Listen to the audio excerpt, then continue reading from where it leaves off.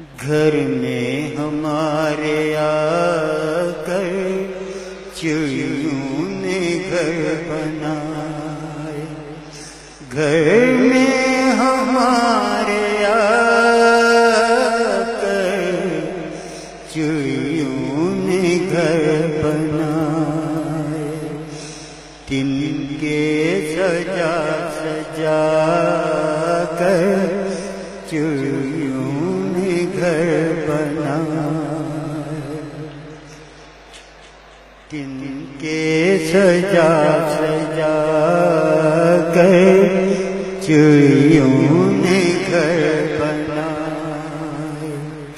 कुछ घोंसले हैं छोटे,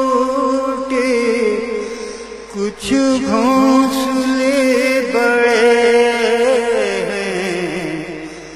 कुछ घोंसले हैं छोटे, कुछ घोंसले बड़े हैं। पत्ते लगा लगा कर चिड़ियों ने घर बनाए। पत्ते लगा लगा कर चिड़ियों ने घर बनाए। आती है चुपके चुपके, जाती है चुपके चुपके। आती है चुपके चुपके, जाती है चुपके चुपके। सबकी नजर बचा कर चिड़ियों ने घर बनाए।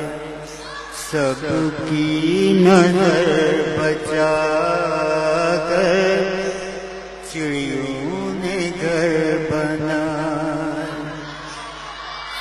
सुन सुन सुन के इनकी चूं चूं कहते हैं घर के बच्चे।